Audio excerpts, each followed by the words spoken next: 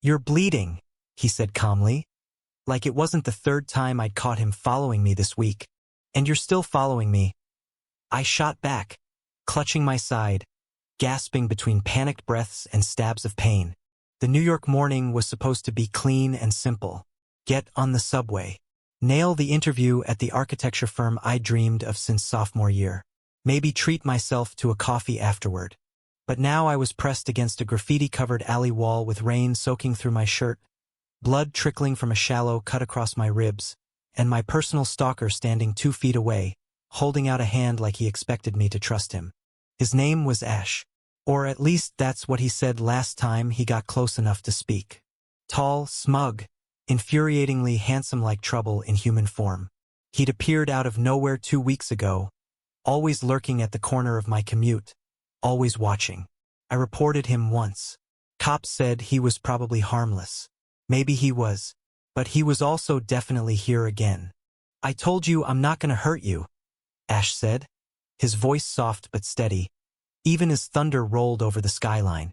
"But you need help right now. That guy back there wasn't playing." He meant the mugger, or whatever that guy was who had appeared on the sidewalk, pulled a knife, demanded my briefcase, and sliced me when I hesitated. Ash had come out of nowhere again and scared him off. And now, like an idiot, I was standing here, dizzy from adrenaline and loss of blood, with 10 minutes to get to the most important meeting of my life. "I have an interview. I can't miss it," I mumbled, clutching my side. Ash's eyes flickered down to the blood. "You'll pass out before you even make it to the corner." I hesitated. I didn't know him, didn't trust him, but the world tilted slightly beneath my feet, and I felt my knees buckle before he caught me. "You can hate me later," he muttered, looping an arm around my back and lifting me with surprising care. "But right now, I'm getting you out of the rain." The next thing I knew, I was lying on a worn but clean couch inside a cramped studio apartment. Ash hovered nearby with a first aid kit, gently dabbing the cut on my side. His touch was careful, like he didn't want to cause more damage. "I'm not a doctor," he said, "but I'm good with patch jobs." I winced. "You live here?" He nodded. "Yeah, it's not much, but it's safe." "Safe for what?" "Ambushes." He chuckled. "I told you, I wasn't following you to hurt you." "Then why?" His hands froze over the gauze. He looked away. For the first time, he actually seemed nervous. "You dropped something once," he said. "At the station. Your sketchbook." I picked it up, looked inside to find your name. It was brilliant. "Your drawings." "You." I stared at him. "So you started following me?" "No." He shook his head quickly. "I tried to give it back the next day, but you disappeared into a crowd. I saw you again the day after. Two just wanted to know who you were. The guy who made buildings look like poetry." My throat tightened. "You're insane," I whispered. "Maybe," he said, voice low, "but I meant every word. I should have left the second I could walk again."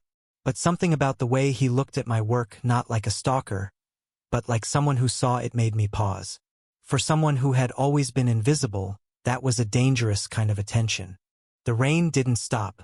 Neither did he. He walked me to my next interview, waited outside while I nailed the presentation, bought me coffee afterward, and said something dumb that made me laugh even though I didn't want to. He told me things slowly over the next few days.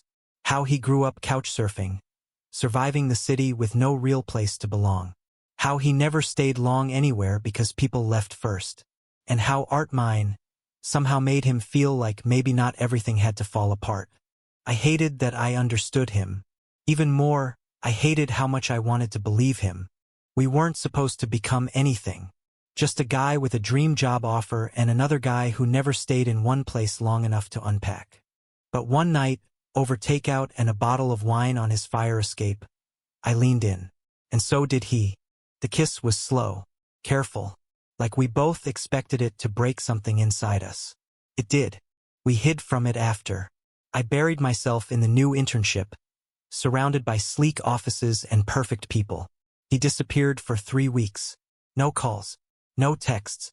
When he came back, he looked thinner, darker somehow, like something inside him had shut down. I thought I was bad luck, he admitted quietly, eyes fixed on his sneakers. I thought maybe you needed someone better, cleaner. You don't get to decide that for me, I said, my voice cracking. I didn't want to ruin your shot. And what if you were the shot? Silence. Then his hand reached for mine. I brought him to the firm's rooftop that night.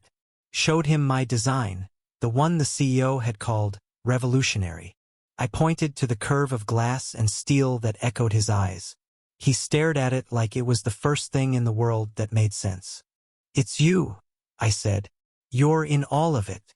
He looked at me like he was scared to believe it. So I kissed him again.